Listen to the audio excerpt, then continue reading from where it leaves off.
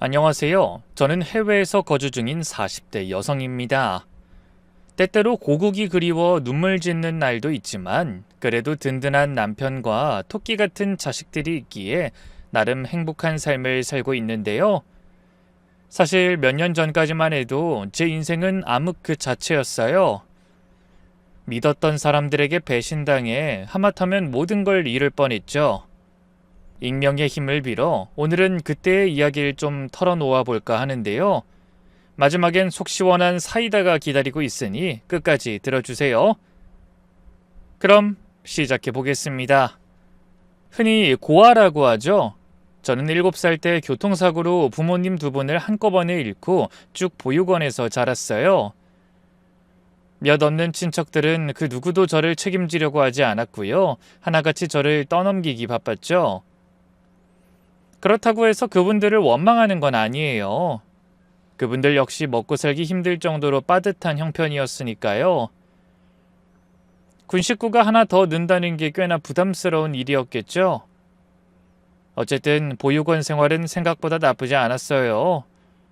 소공녀나 올리버 트위스트 같은 외국 동화를 읽고 자랐던 저는 막연하게 보육원에 대한 안 좋은 이미지를 갖고 있었거든요.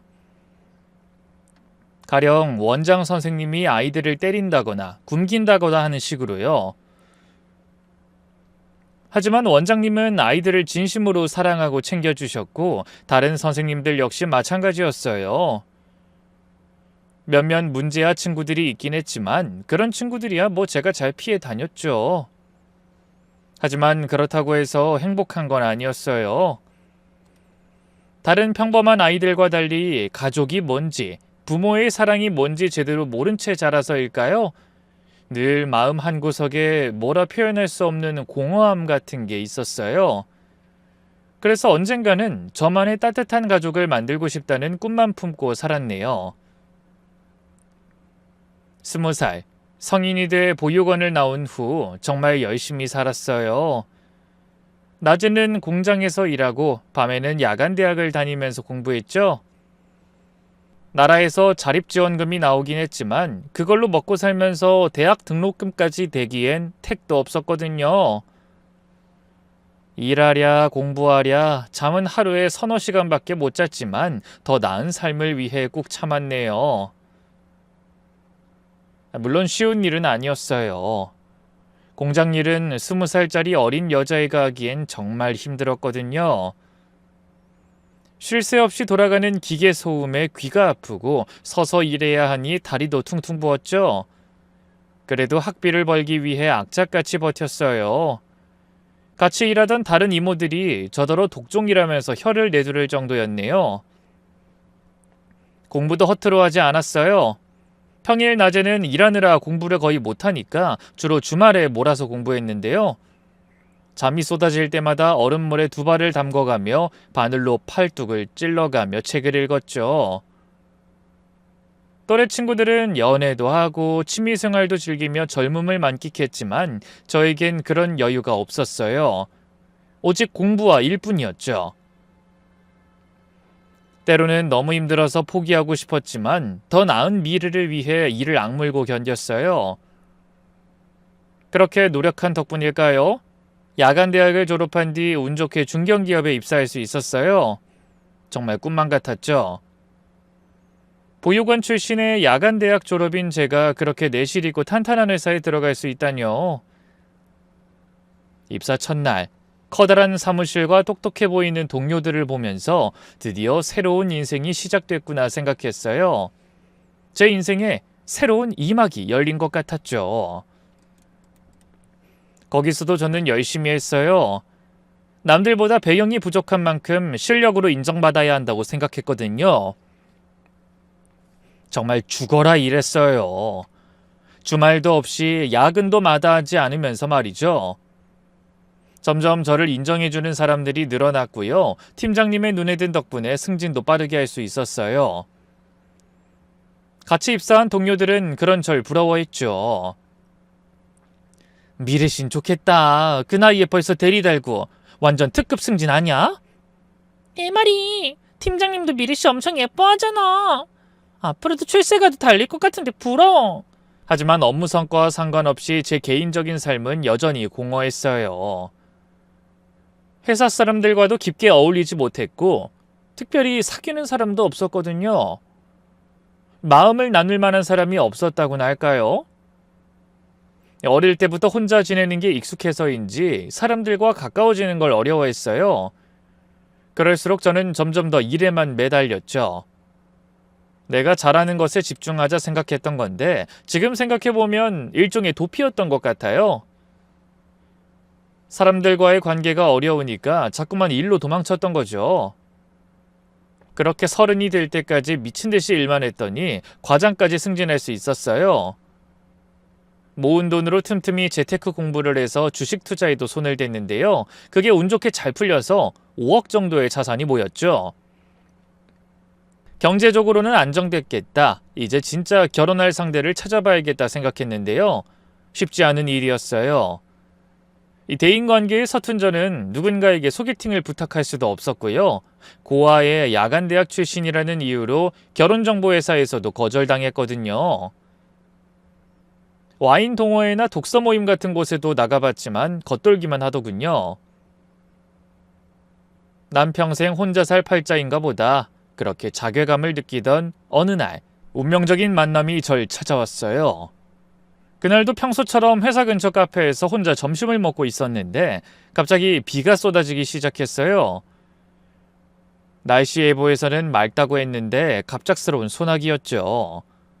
우산을 안 가져간 저는 발만 동동 구르고 있었는데요. 그때 갑자기 옆 테이블에 앉아있던 남자가 다가왔어요.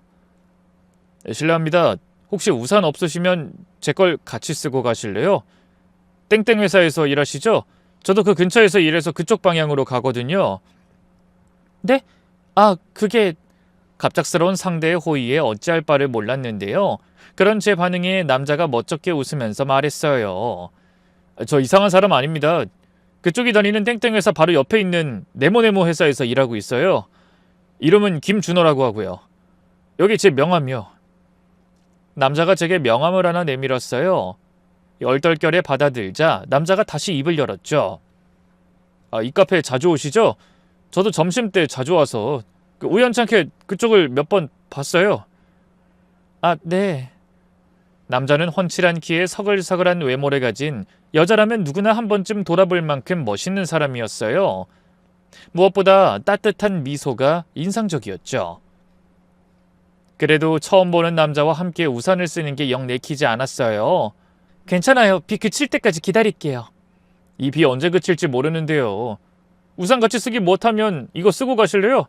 전 그냥 뛰어가면 되거든요. 계속된 호의를 더는 거절할 수가 없더라고요. 그의 배려에 결국 우산을 같이 쓰고 나왔는데요. 그 남자 정말 신사적이더군요. 제가 젖지 않게 우산을 한껏 기울여주고 무릉덩이가 있으면 먼저 알려주기도 했죠. 회사 앞에 도착해 그의 어깨를 보니 우산을 쓴 게 무색할 만큼 흠뻑 젖어 있었어요. 그 모습을 보니 너무 미안하더군요. 저기 죄송해요. 저 때문에 다 젖으셨네요. 에이, 이 정도는 괜찮아요. 금방 마릅니다. 신경 쓰지 마세요. 그래도... 전 그러시면 나중에 커피 한잔 하실래요? 네? 커피요? 네. 내일 그 카페에서 같이 커피 먹어요. 어때요? 평소 같으면 거절했을 텐데 그날은 마음의 빚이 있었기 때문일까요? 저도 모르게 고개를 끄덕여 약속을 잡았죠. 그렇게 시작된 인연이 제 인생을 바꿔놨죠. 다음 날, 그 사람과 카페에서 함께 커피를 마시면서 간단하게 대화를 나눴는데요. 말이 그렇게 잘 통할 수가 없었어요. 그 사람 역시 저처럼 책 읽고 영화 보는 걸 좋아했고요. 술 중에선 와인을 제일 좋아한다고 하더군요. 저랑 이렇게까지 취향이 비슷한 사람은 처음 봐요. 제가 놀라서 감탄하듯 말하자 그 사람이 씩 웃었어요. 그러게요. 미래 씨랑 저 어쩌면 운명 아닐까요? 그 말에 그냥 어색하게 웃어 넘겼는데요. 다음에 또 만나자는 그 사람의 제안을 거절하긴 힘들었어요. 그렇게 저희는 점심시간마다 만나 함께 밥을 먹었고요. 언젠가부터 주말에도 함께 시간을 보내기 시작했죠. 그와 이야기를 나누면서 제가 얼마나 대화에 목말라 있었는지 깨달았어요. 회사에서는 업무 관련 대화만 하고 집에 가면 혼자였거든요. 그런데 그 사람은 제 말을 정말 진지하게 들어줬어요. 제가 좋아하는 음악, 영화, 책에 대해서도 관심 있게 들어주고 자신의 이야기도 솔직하게 들려줬죠. 제가 고아 출신이라는 걸 말했을 때도 전혀 달라지지 않았어요. 오히려 더 따뜻하게 대해줬죠. 힘드셨겠어요. 혼자서 이렇게 잘 크다니. 하늘에 계신 미래 씨 부모님도 너무 대견하게 생각하실 거예요. 그의 진심 어린 위로에 가슴이 뭉클했어요.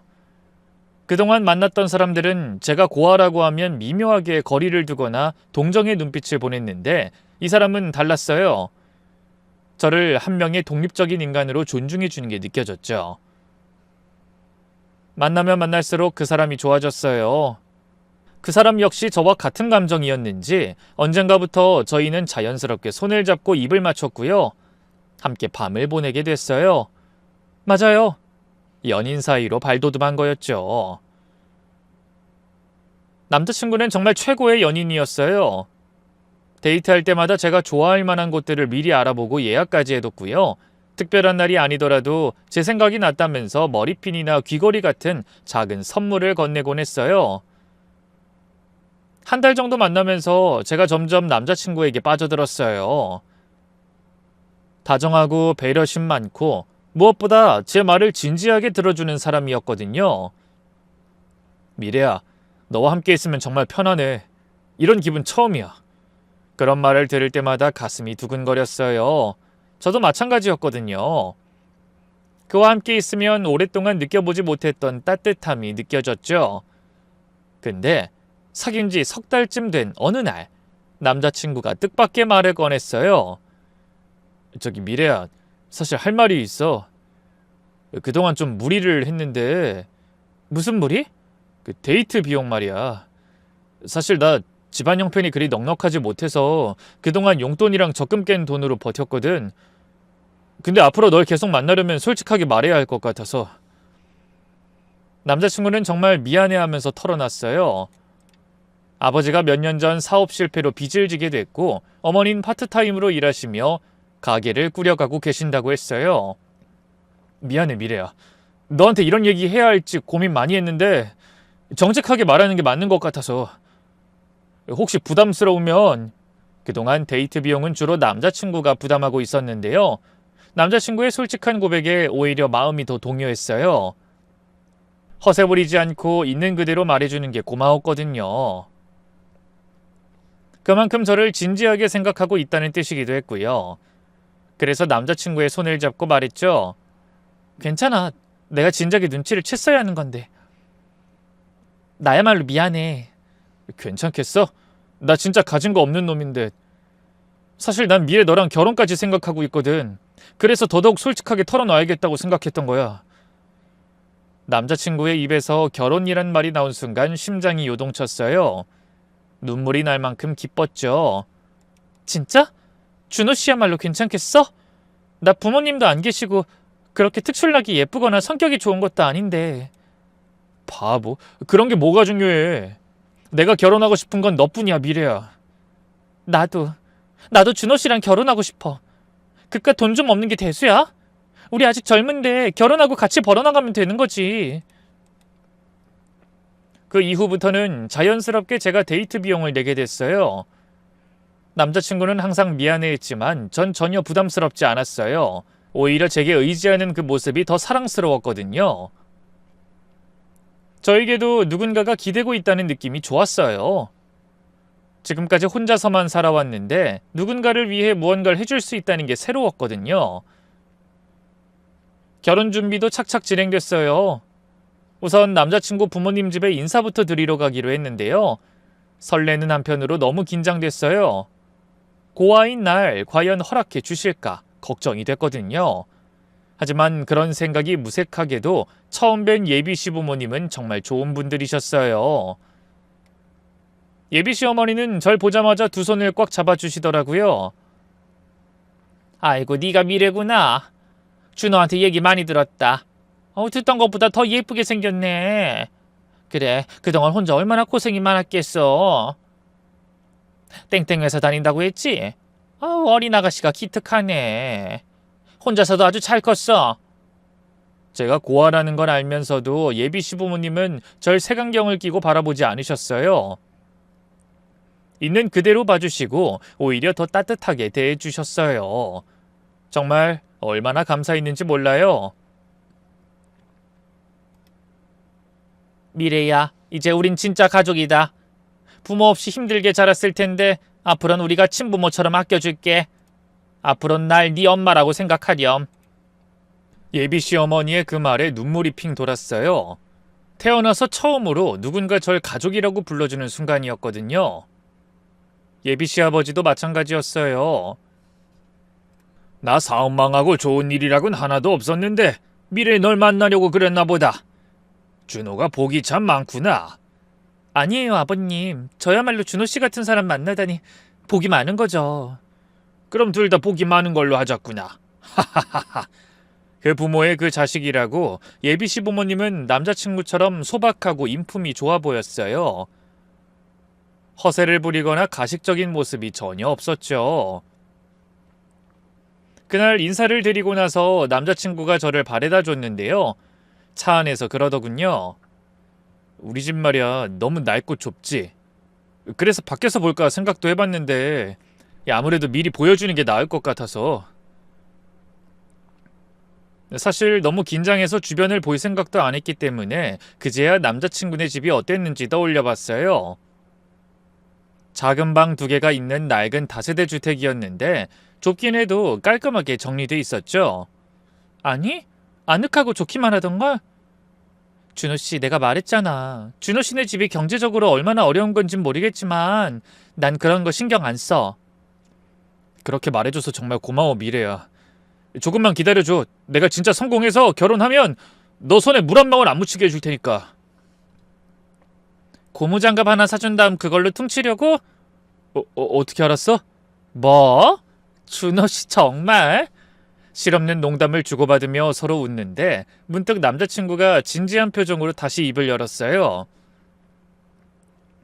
우리 부모님이 미래 널 정말 마음에 들어 하시는 것 같아. 응, 나도 어머님 아버님 너무 좋아. 정말 따뜻하신 분들이야. 진짜 가족이 된 것 같아서 너무 기뻐. 그래? 그럼 우리 결혼을 좀 서두를까? 미룰 이유가 없잖아. 그래, 좋아. 둘이서 열심히 발품을 팔아 식장을 예약하고요. 상견례 대신 예비 시부모님과 함께 근사한 식당에서 밥도 먹었어요. 드디어 제게도 가족이 생긴다는 기쁨에 가슴이 벅찼죠. 평생 꿈꿔왔던 따뜻한 가정을 이룰 수 있다는 생각에 행복했죠. 하지만 결혼은 엄연한 현실이었어요. 몰랐는데 이 결혼이란 게 돈이 정말 많이 드는 거더군요. 저는 가급적이면 예물이니 예단이니 하는 허례허식은 생략하고 싶었는데요. 예비 시부모님 입장은 또 달랐어요. 아무래도 옛날 분들이라 그런가 형편이 안 돼도 형식적인 결혼 관례는 다 밟았으면 하시더라고요. 남자친구가 하나뿐인 외아들이라 더 그런 것 같았죠. 신혼집도 제가 모은 돈으로 저와 남자친구 직장 인근 아파트에 들어가기로 했어요. 남자친구가 집안 빚을 갚느라 모아둔 돈이 하나도 없었거든요. 예비 시부모님은 정말 미안해하셨어요.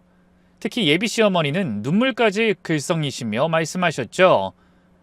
미래야, 미안하다.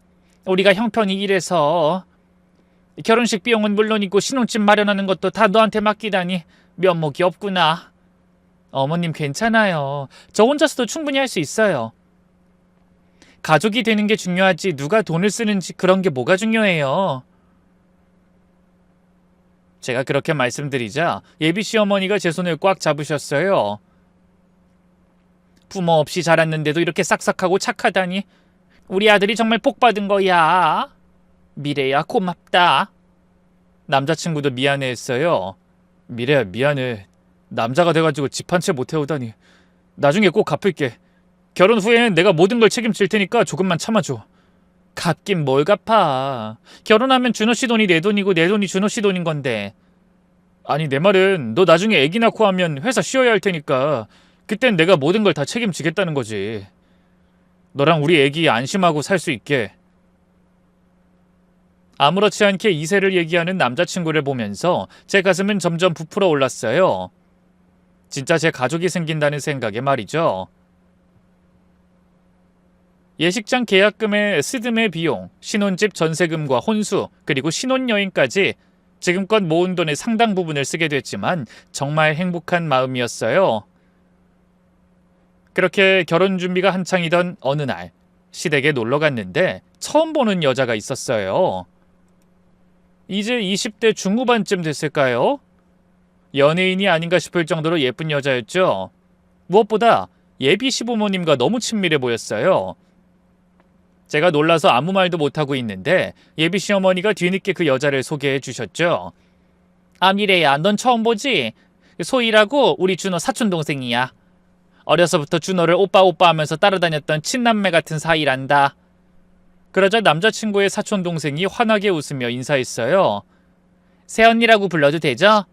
준호 오빠가 정말 좋은 분과 결혼한다고 해서 얼마나 궁금했는지 몰라요. 앞으로 잘 부탁드려요. 아, 네, 저도 잘 부탁드려요. 저도 외동이라서 전부터 언니가 있었으면 했거든요. 앞으로 친하게 지내요, 언니? 남자친구 사촌동생의 순수한 반응에 저도 금세 호감이 갔어요. 저 역시 형제자매 없이 외롭게 컸던 터라 여동생이 생긴다는 생각에 기뻤죠. 소희는 우리 집 막내 같은 존재야. 일요일마다 와서 밥 먹고 가니까 친하게 지내주렴. 사실 그 애도 부모님이 일찍 돌아가셔서 우리가 돌보고 있는 거야. 나중에 예비 시어머니의 말에 더욱 안쓰러운 마음이 들었어요. 저와 비슷한 처지구나 싶어서 더 친근감이 느껴졌죠. 남자친구 역시 사촌동생을 퍽 아끼는 것 같았어요. 가끔 예비시댁에서 다 같이 밥을 먹거나 할 때면 입 짧은 남자친구의 사촌동생이 밥을 남기곤 했는데요. 그때마다 남자친구가 아무렇지 않게 자기가 먹더군요. 사실 가족끼리도 남은 밥 먹어준다는 게 쉽지 않잖아요. 그런 스스럼 없는 모습을 보면서 정말 친남매 같은 사촌남매구나라고 생각했죠. 남자친구의 사촌동생은 아무래도 남자친구가 제일 편한지 스스럼 없이 이런저런 부탁을 하기도 했어요. 오빠, 방에서 내 가방 좀 갖다 줘. 그리고 올 때 물도 좀 떠주라. 넌 손이 없냐 발이 없냐? 그걸 왜 나한테 시키는데? 아, 나 지금 새언니랑 둘이 얘기하고 있잖아. 얘기 끝나고 네가 직접 하면 되지. 아, 정말 이럴 거야? 새언니한테 어릴 때 오빠 바지에 똥 싸고 울었던 거 얘기한다? 아, 내가 언제? 언니 있잖아요. 오빠가 어릴 때. 알았어. 갖다 주면 되잖아. 남자친구는 아닌 것처럼 굴어도 사촌동생을 귀여워하는 게 눈에 보였어요. 툴툴거리면서도 사촌동생이 원하는 건 결국 다 들어주더군요. 솔직히 부러웠어요. 조금이지만 질투가 나기도 했고요. 하지만 다 가족인데 그런 감정을 갖는 건 옳지 않은 일 같아서 내색하지 않았죠. 남자친구가 그만큼 제게 잘하기도 했고요. 그때만 해도 제 미래엔 꽃길만 깔려 있을 거라 생각했는데요. 하지만 결혼을 2달 앞둔 어느 날 갑작스러운 일이 터졌어요. 예비 시아버지가 급하게 연락을 주셨어요. 미래야, 급한 일이 생겨서 그러는데 혹시 시간 되면 집에 좀 와줄 수 있겠니? 목소리가 많이 어두워져 있어서 무슨 일인가 싶어 바로 달려갔죠. 시댁에 도착하니 분위기가 심상치 않았어요. 예비 시어머니는 울고 계셨고 예비 시아버지는 한숨만 푹푹 쉬고 계셨어요. 남자친구도 어두운 표정으로 앉아 있었고 사촌동생까지 와서 함께 걱정스러운 표정을 짓고 있었어요. 무슨 일이에요? 미래야, 사실 우리가 너한테 말 못한 게 있어서 그래. 예비 시아버지가 힘겹게 입을 여셨어요. 내가 예전에 친구 보증을 선 게 있는데 그게 이제 와서 탈이 났지 뭐냐. 그 친구가 야반도주를 해버리는 바람에 갑자기 채권자들이 우리한테 돈을 내라고. 뜻밖의 말에 얼마나 놀랐는지 몰라요. 보증을 서본 적도 부탁해본 적도 한 번도 없지만 그게 얼마나 무서운 건진 잘 알고 있었거든요. 저는 걱정스럽게 입을 열었어요. 얼마나 되는 금액인가요? 한 5천만 원. 이번 달 안에 내지 못하면 우리 집까지 뺏긴다고 하는구나. 아, 그동안 모아둔 돈은커녕 가진 거라곤 빚뿐인데 여기서 이 집까지 뺏기면 우리는 길거리에 나앉아야 해. 아, 정말 어떡하면 좋으니? 예비 시어머니가 울먹이며 말씀하셨어요. 저는 고민하다 이런저런 해결책을 제시했죠. 아버님, 은행에서 대출 받으면 안 될까요? 이미 알아봤는데 신용도가 안 좋아서 대출이 안 된대. 그렇다고 제2금융권이나 사채를 쓰자니 그건 이자율이 어마어마하더구나. 도저히 못 갚을 만큼 액수가 늘어날 것 같은데 그건 정말 막막해서. 예비 시아버지의 목소리에 절망이 묻어났어요. 사촌 동생도 옆에서 새언니 어떡하죠? 두 분이 이대로 정말 집을 잃게 되면 하며 울먹였어요. 그 모습을 보니 제 마음이 무너져 내렸어요. 이런 어려운 상황에 처한 시댁을 그냥 둘 수는 없었거든요. 어머님, 아버님, 제가 도와드릴게요. 미래야, 그런 큰 돈을 어떻게... 괜찮아요. 제가 모아둔 돈이 좀 있으니까 걱정하지 마세요. 저는 그 자리에서 바로 예비 시아버지 계좌로 5천만 원을 보냈어요. 예비 시댁 식구들은 안도의 한숨을 내신 것도 잠시 이내 미안해 어쩔 줄 몰라 하더군요. 미래야, 정말 고맙다. 우리가 이렇게 폐를 끼치게 되다니. 꼭 갚을게. 이자까지 쳐서 다 갚을 테니까. 예비 시아버지가 눈물을 글썽이시며 말씀하셨어요. 그 모습을 보니 괜스레 마음이 아리더군요. 예비 시아버지도 제게 이런 도움을 받는 게 얼마나 민망하고 미안하겠어요. 그래서 저는 일부러 밝은 얼굴로 입을 열었어요. 괜찮아요. 저 이 집에 시집 오면 한 가족이 되는 거고 아버님이 제 친아버지나 다름없게 되는 건데 안 갚으셔도 돼요. 아니야, 그럴 순 없지.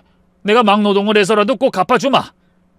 그러자 예비 시어머니가 갑자기 달려와 절 와락 끌어안아 주셨어요. 미래야, 너 같은 며느리를 어디서 찾겠니? 넌 정말 천사야. 어쩌다 너처럼 귀한 며느리를 얻게 됐을까? 고맙다. 정말 고마워. 하지만 한 번 닥쳐온 불행은 거기서 끝나지 않았어요. 한 달 후 또 다른 문제가 생겼죠. 회사에서 일하던 중 남자친구가 갑자기 전화를 걸어왔지 뭐예요. 평소 일할 땐 전화보다 문자를 선호하는 사람인데 이상하다 싶어 복도로 나가 받았는데요. 남자친구가 너무나 충격적인 소식을 전했어요. 미래야, 엄마가 갑자기 쓰러지셔서 응급실에 계셔.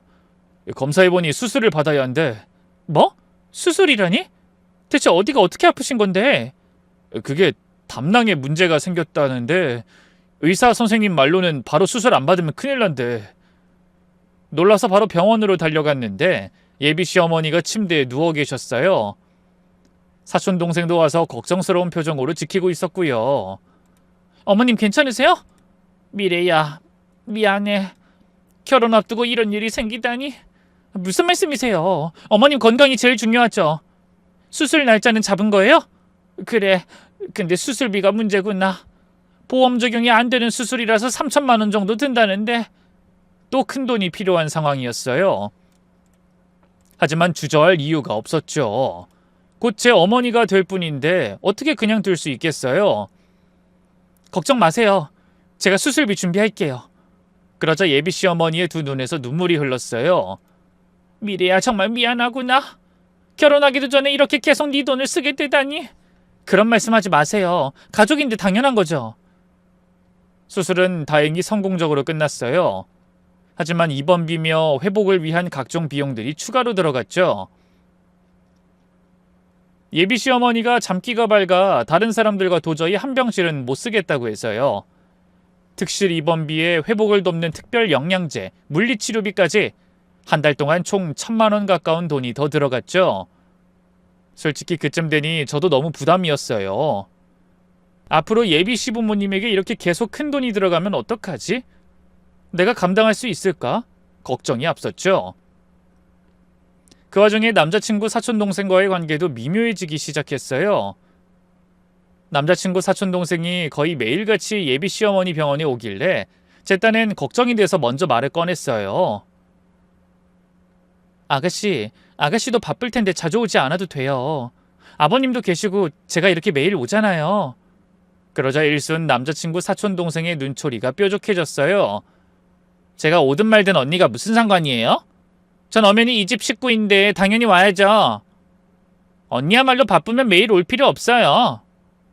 아무래도 제가 벽을 친다고 느낀 것 같더라고요. 그래서 급하게 입을 열었어요. 아니, 저는 그런 게 아니라 아가씨 배려한다고 얘기한 건데 기분 나빴다면 미안해요. 네, 솔직히 기분 나빴어요. 솔직히 언니가 준호 오빠랑 아직 결혼한 것도 아니고 남남이나 다름없는 사이잖아요?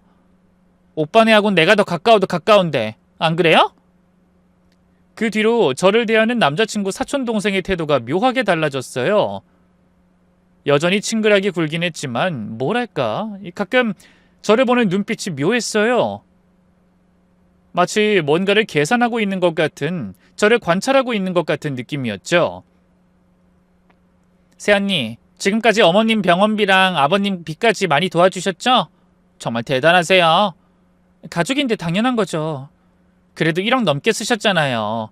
저였으면 못했을 거예요. 바로 구체적인 금액을 얘기하는 게 아무래도 제가 시댁에 얼마를 썼는지를 다 계산하고 있는 것 같더라고요. 원래 돈 계산이 빠른 건가? 아님 속물적인 애인 건가? 좀 찝찝했지만 그냥 넘어갔어요. 그게 나쁜 건 아니었으니까요. 한편 예비 시어머니가 퇴원한 후에도 문제는 계속 생겼어요. 예비 시어머니가 건강을 회복할 때까지 결혼식을 미뤄야 했는데요. 예비 시어머니는 미안해하면서도 빨리 결혼하고 싶으면 본인의 회복에 전념하라는 식으로 말씀하셨어요. 미래야, 내가 홍삼이 몸에 잘 받는 체질이거든? 하나 좀 해줄 수 있겠니? 그런 걸 좀 챙겨 먹어야 빨리 기운을 차릴 수 있을 것 같은데. 그래야 너네 결혼식도 빨리 치르지. 하는 식이었죠. 그래서 저는 예비 시어머니의 건강 회복을 위해 좋은 음식을 사드려야 했고요. 이런저런 짜잘한 병원비도 계속 돼야 했죠. 그렇게 자잘하게 쓰는 돈이 많다 보니 모아둔 돈을 1억 넘게 쓴 상태였어요. 결혼 준비 비용까지 합치면 신혼집 전세금을 빼고도 거의 2억에 육박했죠. 미래야, 정말 미안해. 이렇게 될 줄 몰랐어. 결혼하고 나서 천천히 다 갚을게. 남자친구도 처음엔 미안해했지만 점점 제 돈 쓰는 걸 당연하게 여기는 것 같았어요. 예전에는 제가 돈을 쓸 때마다 정말 미안해했는데 이제는 네가 도와줄 수 있어서 다행이야. 역시 너밖에 없어. 이런 식으로 말하는 거예요. 제 돈을 쓰는 게 당연하다는 듯이 말이죠. 더 이상한 건 남자친구의 행동 변화였어요. 핸드폰 사용 패턴이 완전히 달라졌거든요. 예전에는 제 앞에서 자유롭게 핸드폰을 사용했는데 어느 순간부터 뒤돌아서 문자를 보거나 화장실에 가서 통화를 하는 거예요. 누구한테 전화 온 거야? 아, 회사 동료야. 업무 관련해서. 그 말에 철석같이 믿었는데요. 통화하면서 얼핏얼핏 들리는 말들이 좀 낯설었어요. 계획대로 잘해봐야지. 그래, 순조롭게 진행되고 있으니까 걱정하지 마. 목표 금액까지 얼마나 남았어? 의아한 마음에 남자친구를 붙잡고 물어보기도 했는데요. 회사 프로젝트야. 복잡한 거니까 설명해도 모를 거야. 하면서 넘기려고 하더군요. 그뿐만이 아니었어요. 어느 날 남자친구, 그리고 남자친구 사촌동생과 셋이 밖에서 밥을 먹었는데요. 제가 화장실에 갔다 온 사이 둘이 머리를 맞대고 조용히 뭔가 이야기하고 있더군요. 조금만 기다려, 소희야. 이제 얼마 안 남았잖아. 그치만 나 너무 힘들단 말이야. 오빠가 내 앞에서 그년이랑 자꾸... 남자친구 사촌동생의 입에서 나온 거친 욕설에 제가 움찔한 순간이었어요. 남자친구가 절 발견하곤 당황하던 것도 잠시 바로 손을 흔들더군요. 미래야, 거기서 멀뚱히 서서 뭐하고 있어? 얼른 와.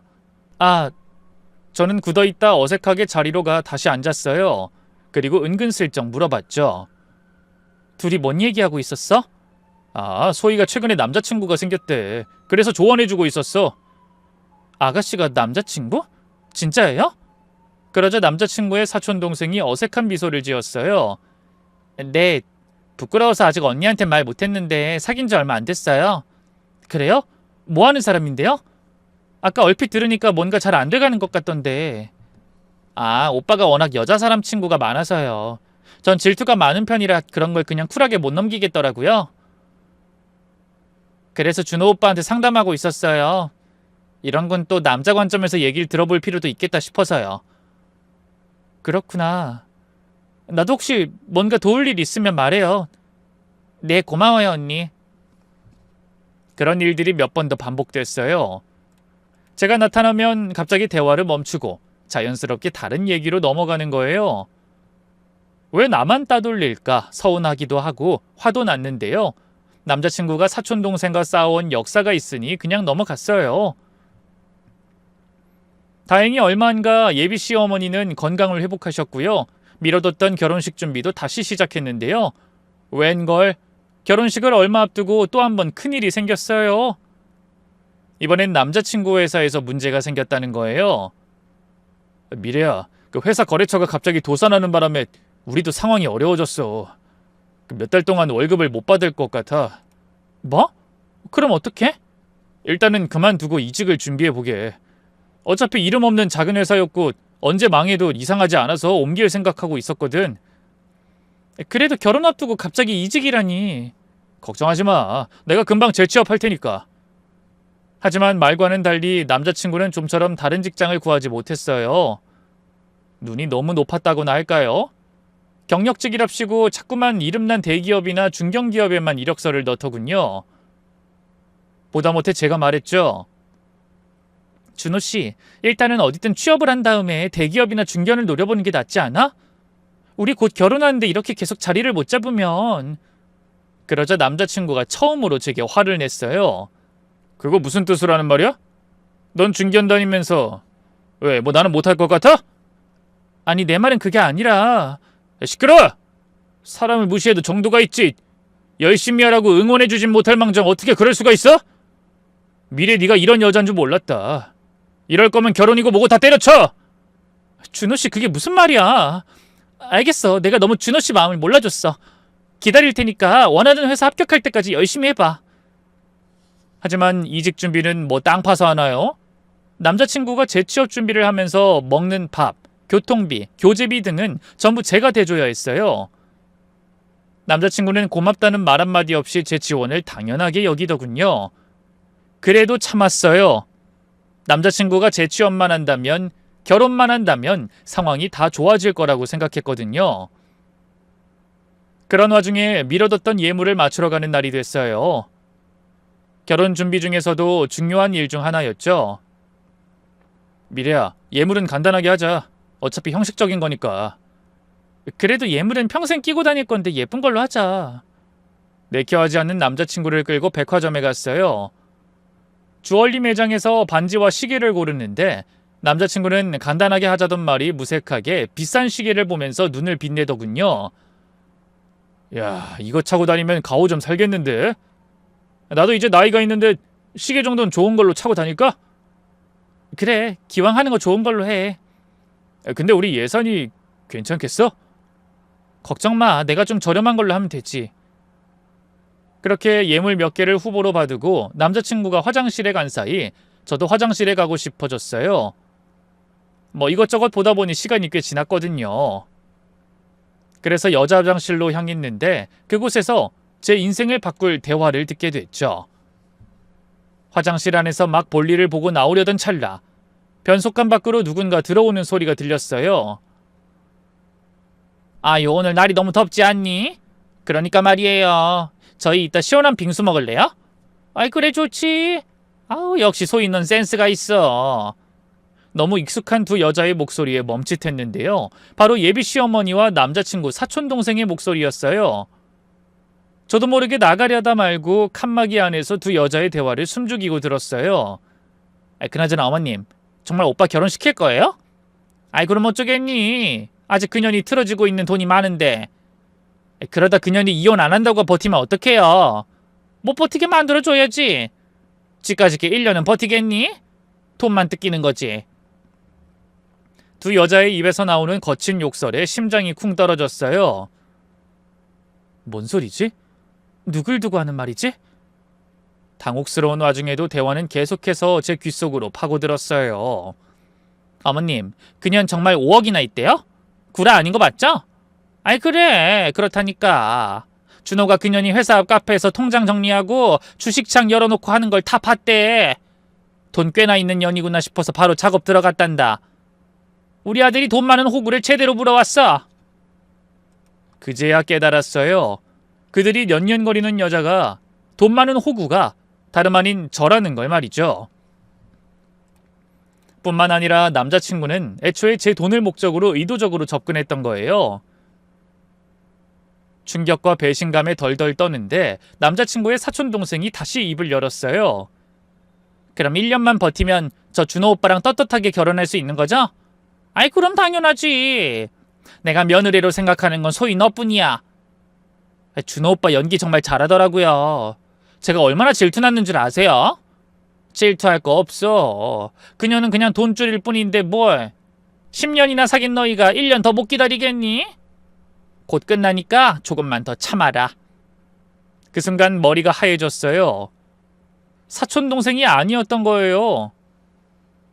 남자친구의 숨겨둔 애인이었던 거예요. 그러면서 온 가족이 짜고 저를 속이다니. 전 그저 1년 동안 괴롭힘을 당하다가 이혼당할 예정인 돈 셔틀이었던 거죠. 더 이상 들을 수 없었어요. 다리에 힘이 풀려 변기 뚜껑에 주저앉았죠. 지난 시간이 주마등처럼 스쳐 지나갔어요. 예비 시아버지의 빚, 예비 시어머니의 수술비와 남자친구를 뒷바라지한 돈, 그 돈들이 생각나면서 미칠 것 같더군요. 저는 정말 그 인간들을 제 가족이라고 믿었는데 그들은 그저 저를 이용해 먹으려는 사기꾼들이었던 거예요. 고아로 자라 외롭다는 걸 알고 제 약점을 정확히 파악해 이용한 거였어요. 눈물이 왈칵 쏟아졌어요. 하지만 그것도 잠시, 곧 분노가 치밀어 올랐어요. 감히 날 호구로 봐? 내가 그렇게 만만해 보였나? 그 순간 결심했죠. 절대 당하고 있을 순 없다고. 이 사기꾼들에게 제대로 된 복수를 해주겠다고. 바로 정신을 차리고 핸드폰을 꺼냈어요. 그리고 두 여자의 대화를 녹음하기 시작했죠. 다행히 그 뒤로도 한참을 자기들의 사기극에 대해 떠벌리더군요. 잠시 후 화장실에서 나가는 남자친구 사촌동생과 예비 시어머니를 몰래 확인했어요. 역시 제가 아는 그들이 맞았어요.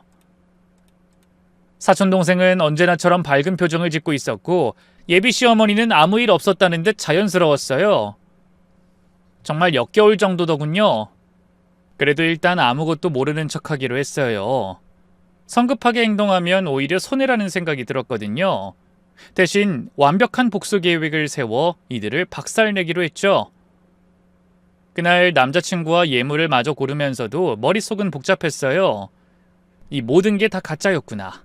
난 지금 사기극의 주인공이었구나. 배신감과 치욕감으로 온몸이 덜덜 떨렸죠. 하지만 곧 주인공이 바뀔 거라고, 이제부턴 내가 연출자가 될 거라고 다짐했네요. 집에 돌아오자마자 바로 인터넷으로 흥신소를 알아봤어요. 여러 곳을 비교해본 후 가장 평판이 좋은 곳을 선택했죠. 다음날 바로 찾아가서 상황을 설명했어요. 김준호라는 남자와 김소희라는 여자의 관계를 조사해주세요. 그리고 김준호 가족의 실제 재정 상태도 알고 싶어요.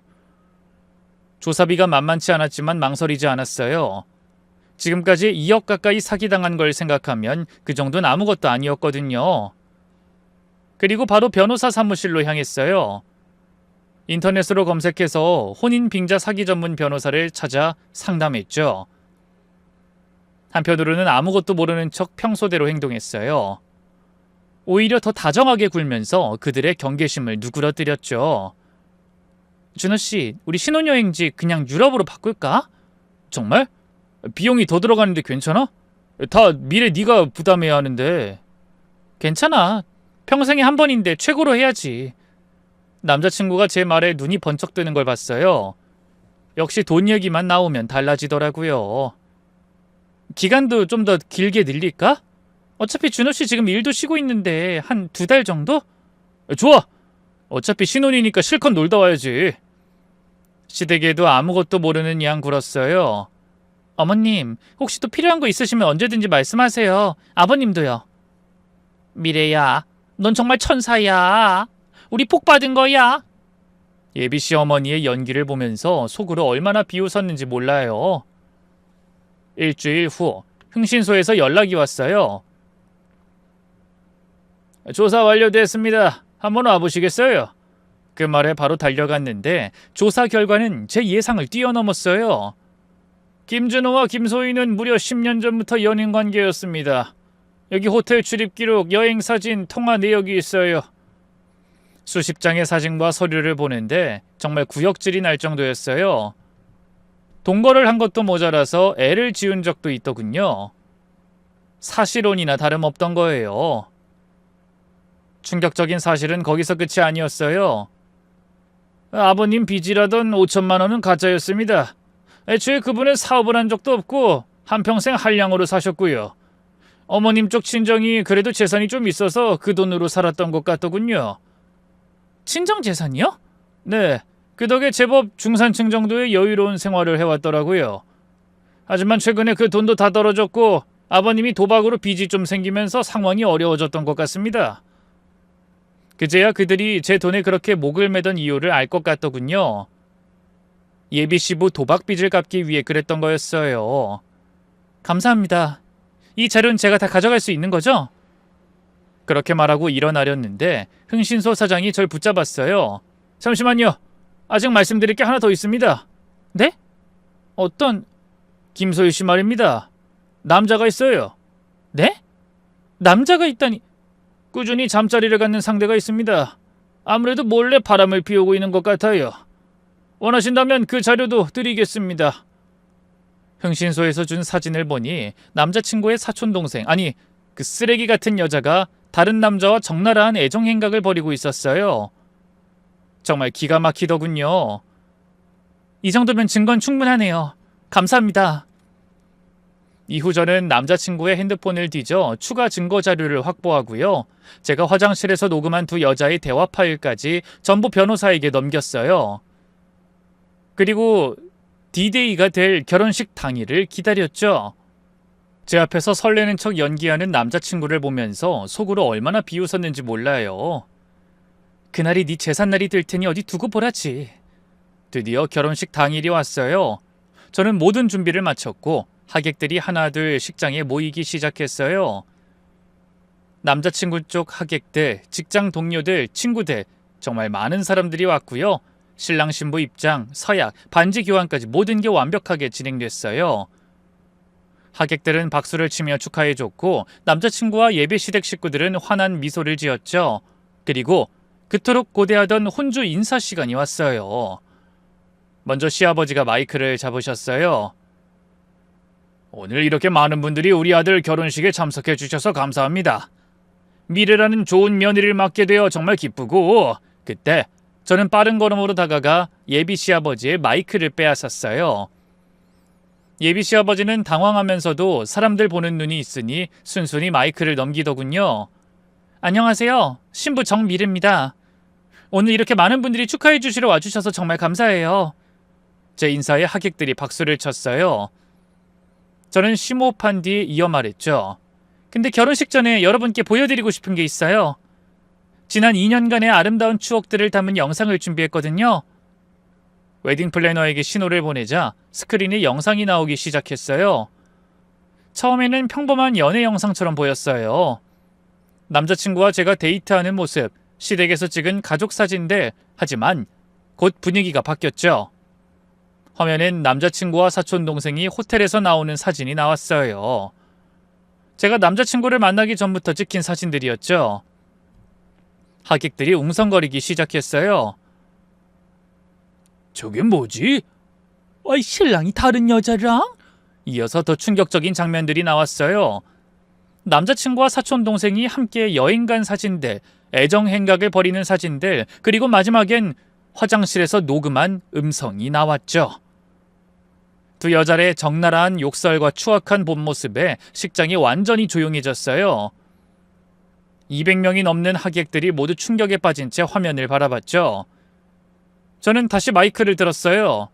네, 여러분이 들으신 게 맞아요. 전 지난 2년간 결혼 사기를 당하고 있었어요. 제 예비신랑의 사촌동생이라던 저 여잔 무려 10년간 연인이었고 전 단순한 돈 셔틀이었죠. 하객들이 경악했어요. 세상에, 어머지 이런 일이. 웅성거림이 점점 커졌어요. 남자친구가 황급히 마이크를 빼앗으려 했지만 전 계속 말했어요. 저는 신랑 아버지의 빚, 어머니의 병원비 등을 명목으로 계속해서 돈을 뜯겼습니다. 그러면서도 곧 한 가족이 되니 괜찮을 거라 생각했는데 이들은 결혼 후 1년 동안 절 괴롭힌 다음 내쫓을 계획이었습니다. 물론 그 사이 제 전 재산을 가로챌 작정이었고요. 제 목소린 차분했지만 식장의 분위기는 완전히 얼어붙었어요. 예비씨 모가 갑자기 일어나서 소리쳤죠. 이건 오해야. 전년이 다 거짓말하고 있는 거라고. 그래요? 이렇게 증거가 버젓이 있는데요. 저는 예비씨 모와 사촌 동생의 대화를 다시 재생했어요. 그러자 하얗게 질려선 아무 말도 못하더군요. 그 모습에 하객들이 완전히 술렁였어요. 세상에 이런 일이... 저 가족들 완전 사기꾼이네. 아우, 신부 불쌍해서 어째. 참고로 이미 경찰에 신고했어요. 혼인빙자 사기로요. 제 말이 끝나자마자 식장 뒤쪽에서 경찰들이 들이닥쳤어요. 예비 시부모와 남자친구 그리고 그 애인년까지 혼비백산해선 도망치려 했지만 경찰을 피할 수는 없었죠. 하객들 앞에서 수갑이 채워지는 모습을 보는 순간 정말 속이 시원했어요. 200명이 넘는 사람들이 지켜보는 가운데 완전히 망신당하는 거였으니까요. 남자친구가 연행되면서 소리쳤어요. 미래야, 미안해. 내가 잘못했어. 제발 한 번만 봐주라. 나 진심으로 널 사랑했어. 근데 엄마랑 아버지 등살에 못 이겨서 그런 짓을 한 것뿐이야. 남자친구의 그 말에 기가 차더군요. 개소리하고 있네. 네 애인 단속이나 잘해. 걔 뒤에서 다른 놈이랑 붙어먹고 있더라. 뭐? 몰랐나 보네? 그것도 증거사진이 있는데 보여줄까? 그러자 남자친구가 눈에 독을 품고 자기 애인을 노려봤어요. 그 애인은 하얗게 질려선 아무 말도 못하더군요. 아니 오빠 그게 있잖아. 나도 너무 외로워서. 그 입 닥쳐! 이 더러운 년! 남자친구는 경찰에 연행되는 와중에도 애인년의 머리채를 잡았어요. 그 여자도 지지 않고 같이 머리채를 잡고 싸우더군요. 다 오빠 때문이잖아. 오빠가 날 먼저 외롭게 두고 전현이랑 붙어먹었잖아. 너 그걸 지금 말이라고 해? 너도 동의한 거였잖아. 돈에 눈 멀어서 좋다고 해놓고 뒤에선 그런 더러운 짓을 해? 서로 싸우는 두 년놈들을 보고 있자니 얼마나 한심하던지요. 어쨌든 저는 그 인간들을 사기죄로 고소했고요. 남자친구는 3년, 그 애인녀는 2년, 예비 시부모는 각각 집행유예와 벌금형을 받았어요. 그리고 민사소송에서 꽤 큰 금액을 배상받았죠. 무엇보다 그들의 사회적 생명은 완전히 끝났어요. 결혼식 영상이 인터넷에 퍼지면서 어딜 가든 손가락질 받게 됐거든요. 겹지인을 통해 근황을 들어보니 여전히 비참한 밑바닥 인생을 살고 있더군요. 반면 저는 정말 좋은 사람 만나 결혼했어요. 눈에 넣어도 안 아플 만큼 사랑스러운 아이들도 있고 제가 그토록 꿈꾸던 단란한 가정을 이뤘답니다. 긴 얘기 들어주셔서 고맙습니다. 모두 건강하세요.